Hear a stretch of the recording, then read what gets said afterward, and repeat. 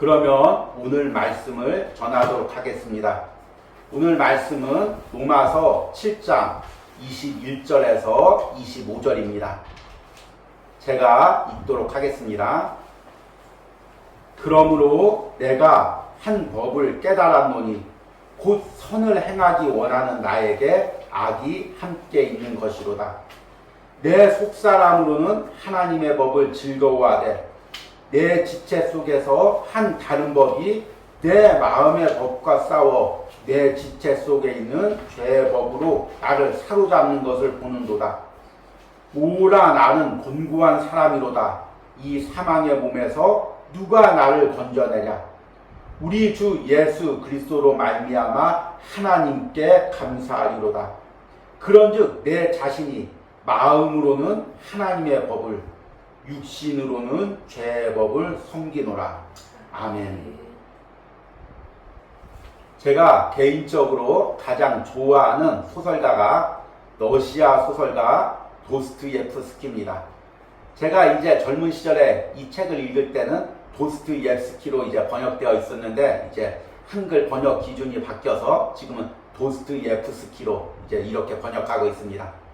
우리도 잘 알고 있듯이 도스토옙스키의 대표적인 소설은 죄와 벌, 또 악령, 까라마조프 네가의 형제들, 이런 책들이 있습니다. 그 중에서 제 개인적으로도 가장 좋아하고 또 이 작가의 대표적인 자전적인 소설이 죄와 벌이라는 소설입니다. 이 죄와 벌의 소설의 주인공은 라스콜리노코프라고 합니다. 발음이 어려우니까 그냥 주인공이라고 하겠습니다. 이 죄와 벌의 주인공은 이제 가난한 대학생이었습니다. 이제 아주 돈만 밝히는 이 노파의 집에서 이제 하숙을 하면서 힘들게 공부를 하고 있었습니다. 그런 가운데서도 자신의 집은 가난하면서 이 대학생의 주인공의 공부를 위해서 뒷바라지를 해주고 특히 이제 여동생이 힘겹게 일을 해서 돈을 벌어주고 있었습니다. 그 돈을 가지고 공부하면서 이 주인공 내면에는 죄책감과 어두운 마음이 들었습니다. 그러면서 이제 당시에 유명했던 나폴레옹의 이야기를 들으면서 이 나폴레옹과 같이 되고자 하는 꿈을 꾸었습니다. 나폴레옹은 인류 역사를 발전시키기 위해서 몇십만 명을 죽여도 그것은 죄가 아니다. 나 역시 뭔가 거대한 원대한 일을 해야 된다. 그러기 위해서는 희생도 불가하다. 그리고 나서 그 대상으로 누굴 삼았냐면 바로 자신의 집주인인 노파를 삼았습니다. 저 돈 많아하는 노파, 여러 사람을 괴롭게 하는 저 노파는 죽어 마땅하다. 내가 큰 일을 이루기 위해서는 저 노파를 죽여도 죄가 되지 않는다. 그리고 그 노파를 완전 범죄에 가까운 방법으로 노파를 살해합니다. 그렇게 원대한 꿈을 꿨지만 노파를 죽이고 나서 그 안에 죄책감이 듭니다. 아, 내가 이런 끔찍한 일을 했다니. 그리고 또 그 마음 한가운데서는 이제 회개의 마음이 듭니다. 아, 내가 지금이라도 자수하고 모든 나의 죄를 고백해야지. 또 한편에는 악한 마음이 듭니다. 아, 너는 당연한 일을 했어. 이 노파는 죽어서 마땅해. 이런 마음이 듭니다. 이 내면 안에서 치열하게 선과 악의 마음이 계속해서 싸우고 있습니다. 이 소설은 어떤 전체적인 사건의 내용보다 주인공 내면 안에서 벌어지는 선과 악의 치열한 싸움을 이야기하고 있습니다. 그런데 지금 우리들 가운데서도 이런 내면의 선과 악의 싸움들이 이루어지고 있습니다. 세상 사람들 한번 보십시오. 젊은 날에 순수한 정치인이 정말 이 나라를 잘 살게 해야 되겠다. 국민들에게 행복을 줘야 되겠다. 이런 마음으로 정치를 시작합니다. 그러면 그 내면 안에 바로 악이 들어옵니다. 야, 이 정치를 통해서 네가 권력을 누려야 돼. 너 부귀를 누려야 돼. 이 권력을 통해서 너 반대하는 사람들 다 눌러야 돼. 이런 악한 마음이 들어옵니다. 그리고 이 선한 마음과 악한 마음이 싸우면 대부분 어떤 마음이 이기냐면 악한 마음이 이깁니다. 그래서 처음에는 순수한 마음으로 시작했던 정치인들, 또 사회운동가들, 그리고 종교인들도 말년에 가보면 아주 독선적이고 자기밖에 모르고 권력밖에 탐하지 못하는 그런 존재로 변질되는 것입니다.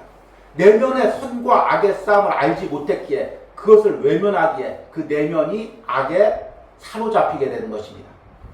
그런데 이것은 세상 사람들 뿐만 아닙니다. 우리 그리스도인들도 마찬가지입니다. 우리도 처음에는 순수한 마음으로 신앙을 시작합니다.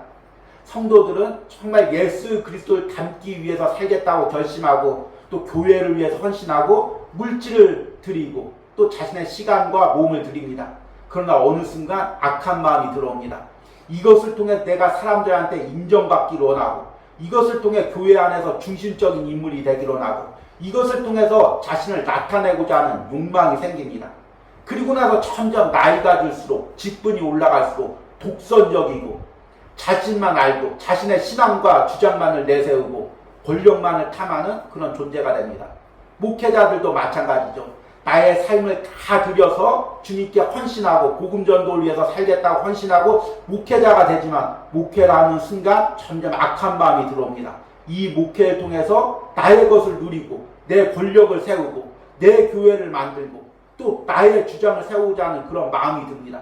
그리고 그 내면의 싸움을 외면하고 계속해서 밖으로 일만 합니다. 복음 전도도 하고 열심히 설교만 전합니다. 그러면 그 내면의 싸움에 집중하지 못하기 때문에 나도 모르는 사이에 악한 마음이 처음에 가졌던 순수한 신앙의 열정을 삼켜버립니다. 지금 제가 이렇게 쉽게 이야기하지만 이 싸움이 얼마나 치열하고 얼마나 무서운지를 모릅니다. 많은 세상 사람들이 그리고 그리스도인들이 이 내면의 싸움을 외면하기에 그 순수했던 신앙과 열정이 변질되는 것입니다. 이 싸움이 지금 남에게 일어나는 것이 아니라 로마서 7장에만 나오는 것이 아니라 우리 안에 지금 벌어지고 있는 것입니다. 여러분들 오늘 이 로마서 7장을 통해서 내 내면 안에 어떤 이런 영적 싸움이 벌어지는지를 깨닫고 이 싸움에 집중하시고 이 싸움에 승리하시길 바랍니다. 그래야 여러분들이 하나님께 드리는 모든 예배와 헌신과 봉사가 값진 헌신과 예배와 봉사가 되는 것입니다.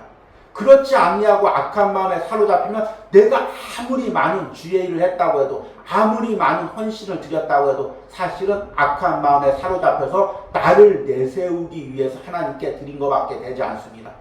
여기서 여러분들이 분별하시는 은혜가 있길 바랍니다. 로마서 7장은 크게 세 부분으로 나누어집니다. 첫 번째 부분은 1절에서 6절의 내용으로 그리스도와의 결혼 관계에 대하여 이야기하고 있습니다. 로마서 7장에서 바울은 우리가 예전에는 율법과 결혼하였다. 그런데 이제는 그리스도와 결혼하였다. 그 결혼했던 여자가 남자에게 매인다. 물론 당시에 이제 사회적인 관습입니다. 그런데 그 남편이 있을 때 다른 남자에게 시집가면 음녀이지만 그 남편이 죽은 후에 다른 사람에게 시집가면 아무런 죄가 되지 않는다. 그리고 전에 죽은 남편의 말을 듣지 않아도 된다. 이게 새 남편의 아래에 복종해야 된다. 이것이 바로 우리가 율법을 따르지 않고 그리스도를 따라야 되는 이유다. 이렇게 이야기하면서 이제 율법과 우리의 관계, 우리와 그리스도의 관계를 결혼에 비유합니다. 이것은 이제 우리가 로마서 6장에서 묵상한 죄의 종, 또 의의 종의 비유와 같은 이제 이치입니다. 이 부분을 이제 로마서 7장 2절과 3절에 이렇게 이야기합니다. 남편이 있는 여인이 그 남편 생전에는 법으로 그에게 매인바되나 만일 그 남편이 죽으면 남편의 법에서 벗어나느니라. 그러므로 만일 그 남편 생전에 다른 남자에게 가면 음녀라. 그러나 만일 남편이 죽으면 그 법에서 자유롭게 되나니 다른 남자에게 갈지라도 음녀가 되지 아니하느냐. 그리고 계속해서 이제 예전에 율법과 결혼했을 땐 우리가 맺을 수 있는 것은 죄의 열매밖에 없었다. 그러나 이제 그리스도와 결혼한 후에 비로소 우리가 열매 맺는 삶, 성령의 열매 맺는 삶을 살게 된다. 로마서 6장에서 이야기했던 의의 종으로서 맺는 열매를 이야기합니다. 그것이 오직 그리스도와의 결혼관계, 그리스도와의 연합관계를 통해서 가능하다. 그리고 영생을 선물을 받는다. 이것을 이제 로마서 7장 1절과 6절에서 이야기합니다. 그리고 두 번째는 로마서 7장과 17절에서 율법의 한계와 죄의 권능에 대해서 이야기합니다. 우리가 로마서 7장 전반부의 내용만 보면은 율법이 악한 것이 아닌가? 왜냐하면 율법과 결혼했을 때는 악한 열매를 맺을 수밖에 없고, 이제 율법이 다 끝났고 이제 그리스도와 결혼해서 선한 열매를 맺는다면 율법은 악한 것이 아닌가? 그렇게 생각할 수가 있습니다. 그런데 7절 말씀 보니까 그런즉 우리가 무슨 말을 하리요? 율법이 죄냐? 그럴 수 없느니라. 바울이 잘 쓰고 있는 표현입니다. 결단코 율법이 죄가 아니라는 것입니다. 왜냐하면 율법도 하나님이 주신 것입니다. 율법도 선한 것입니다. 그런데 왜 율법을 지키면 악한 열매를 맺습니까? 앞뒤가 맞지 않죠. 그에 대한 해답이 8절에 나옵니다. 그러나 죄가 기회를 타서 계명으로 말미암아 내 속에서 온갖 탐심을 이루었나니 이는 율법이 없으면 죄가 죽은 것이라. 8절 말씀이 일반인들이 해석하기 조금 어렵습니다. 로마서 묵상에서 제가 자세히 설명하겠지만 쉽게 이야기하면 이것입니다.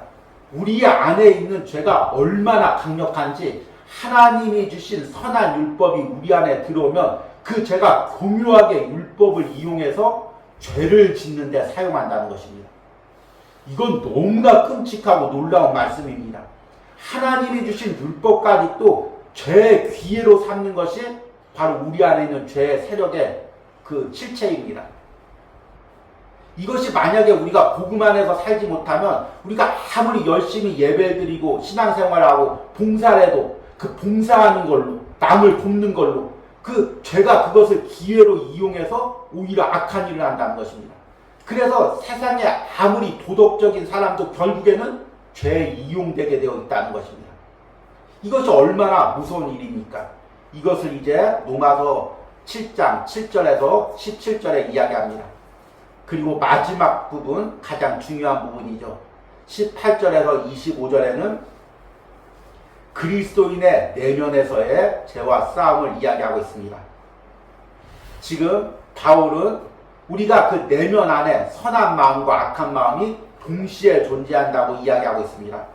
로마서 7장 21절과 23절 말씀을 보니까 그러므로 내가 한 법을 깨달았노니, 여기서 법이란 하나의 원칙을 말하는 것입니다. 하나의 진리를 이야기하는 것입니다.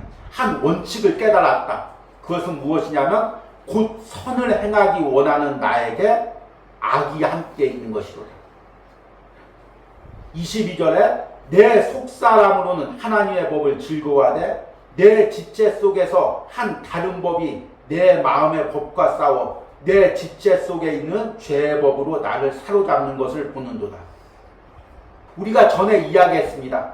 우리가 예수님을 믿는 순간 우리의 옛사람이 십자가에 못 박혀 죽고 우리가 새 사람이 되었습니다. 우리 영혼이 구원받았습니다. 그리고 우리 안에 성령이 거하십니다. 우리 안에 선한 마음이 생긴 것입니다. 이제 나를 위해서 살지 않고 하나님을 위해서 살고자 하는 그 마음이 있는 것입니다. 그런데 나의 지체, 나의 몸이라고 이야기하죠. 나의 몸에는 아직도 죄된 습관이 남아 있습니다. 죄된 욕망이 남아 있습니다. 로마서 6장에서 이 지체는 단순히 몸, 육신적인 몸만을 의미하지 않는다고 말씀을 드렸습니다. 나의 모든 성향들, 나의 모든 생각들, 나의 모든 감정들, 나의 모든 가치관들, 나의 모든 삶의 목표들을 의미합니다. 그런 나의 지체 가운데 여전히 죄된 생각들, 죄된 감정들, 죄된 목적들이 남아 있습니다. 내 영혼은 선한 게 변화되었지만 아직도 내 지체 속에 죄된 성향들이 남아 있습니다.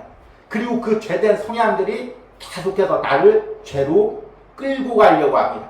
그래서 내 마음속에서는 하나님을 위해서 살고 싶은 순수한 마음이 있지만 내 지체 속에 남아있는 또 다른 죄가 계속해서 그 마음을 변질시켜서 끌고 가려고 하는 것입니다.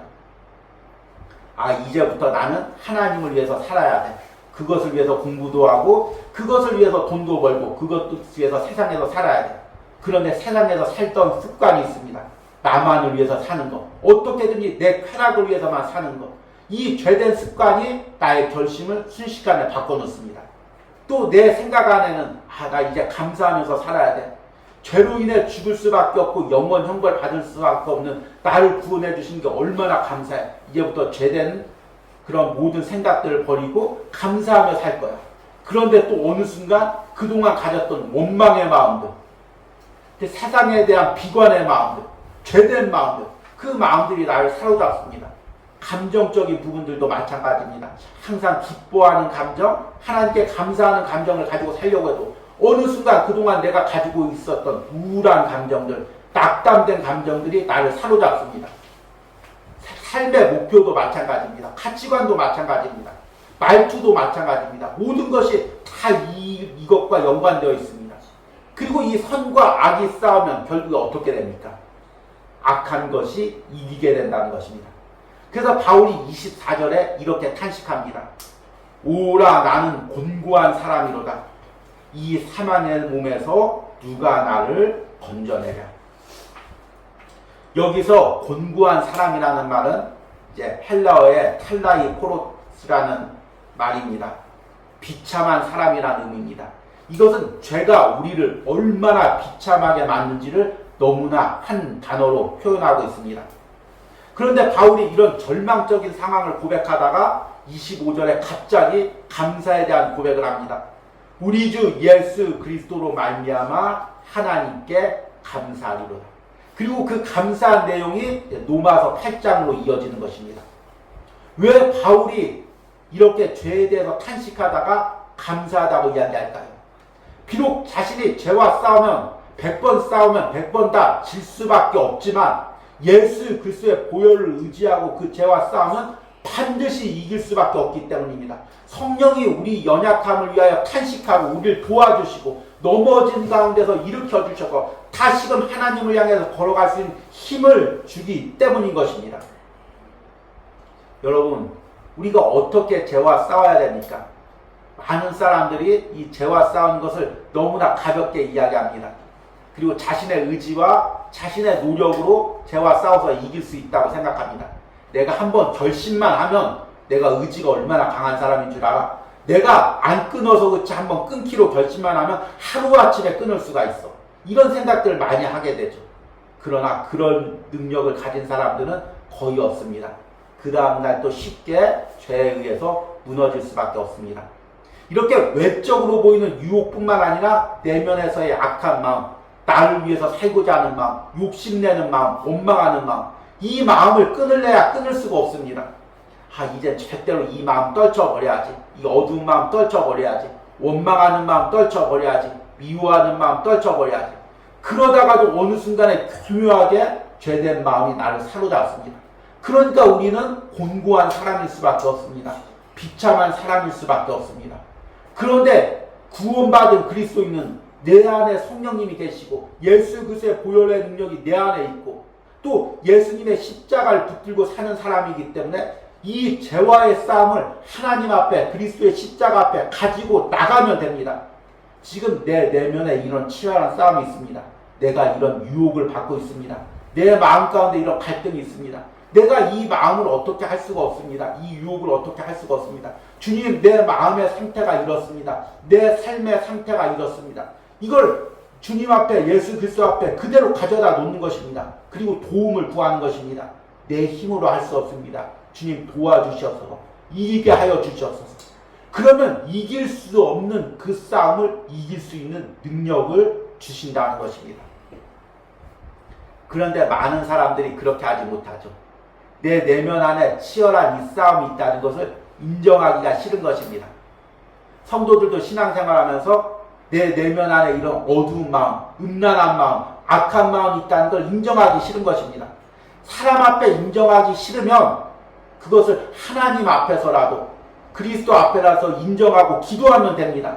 주님, 내가 이런 음란의 유혹을 받고 있습니다. 내가 이런 악한 유혹을 받고 있습니다. 끊어버릴 수가 없습니다. 주님, 끊어지게 하여 주시옵소서. 그런데 그것을 인정하기 싫습니다. 내가 그동안 어떻게 신앙생활해 왔는데, 내가 얼마나 열심히 예배드렸는데, 내가 지금 집사인데, 내가 장로인데, 내가 권사인데, 내가 목사인데 이런 유혹을 받다니. 그냥 한순간 지나가는 거야. 이렇게 무시를 해버립니다. 그러는 순간 죄가 점점 나의 생각과 나의 삶을 사로잡는 것입니다. 목회자일지라도, 아무리 직분이 높을지라도, 아무리 오랜 신앙생활을 했을지라도 내가 죄에 의해 유혹을 받고 있고 무너지고 있다는 것을 하나님 앞에 고백하고 하나님의 도움을 구해야 됩니다. 이제 말씀을 끝맺으면서 우리가 죄와의 싸움을 잊어버리면 어떻게 되는지에 대해서 이야기를 하려고 합니다. 현대인들은 이 죄에 대해서 이야기를 듣기를 싫어합니다. 죄에 대해서 이야기하는 것을 부정적으로 생각합니다. 그리고 자신은 그 죄와 상관없다고 생각합니다. 자신의 내면에는 그런 죄와의 싸움이 없다고 생각합니다. 자꾸 죄와의 싸움을 무시합니다. 그리고 설교가들 역시도 그렇게 전합니다. 죄는 주여 삼청하면 다 떠나갑니다. 그리스도인들은 죄가 가까이 하지도 못합니다. 그리고 심지어 잘못된 복음을 전하는 사람들은 그리스도인들은 이제 죄를 져도 죄가 아닙니다. 그리스도인들은 결코 죄를 짓지 않습니다. 이렇게 죄가 없는 것처럼 이야기를 합니다. 그러면 어떤 결과가 일어납니까? 지금 내면에서 치열한 죄와의 싸움이 일어나는데 그 죄와의 싸움을 덮어두는 것입니다. 없는 것처럼 이야기합니다. 계속 방어하고 싸우고 치열하게 싸우고 또 계속해서 승리하기 위해서 하나님께 기도해야 되는데 그 싸움을 덮어두는 것입니다. 그러면 어떻게 될까요? 아무런 손도 쓰지 못하고 죄에 의해서 야금야금 내 영혼의 상태가 지금 점령당하고 있는 것입니다. 이것이 바로 현대 기독교와 또 신앙인들의 문제입니다. 점점 죄에 의해서 점령당하고 있습니다. 죄와의 싸움을 싸우지 못하고 있습니다. 제가 특별히 기독교 고전을 좋아합니다. 그런데 기독교 고전들을 읽다 보면 얼마나 치열하게 죄와의 싸움들을 기록하고 있는지 모릅니다. 존 오웬이라든지 또 우리가 잘 읽고 있는 마틴 노이드 존스라든지 또 우리가 처음 묵상했던 오스왈드 챔버스의 책들을 보면은 얼마나 치열하게 죄와의 싸움을 이야기하고 있는지 모릅니다. 그런데 우리는 이 죄와의 싸움을 외면하고 있습니다. 그리고 나도 모르는 사이에 우리의 그 신앙의 열정과 순수성이 변질되고 있습니다. 그러면 우리는 성령의 열매를 맺을 수가 없습니다. 하나님 앞에 가지고 갈 열매를 이 땅에서 맺을 수가 없는 것입니다. 여러분들이 오늘 이 로마서 7장 말씀을 듣고 또 앞으로 8월달과 9월달에 이 로마서 7장을 묵상하며 이 죄와의 싸움을 싸워 나가시길 바랍니다.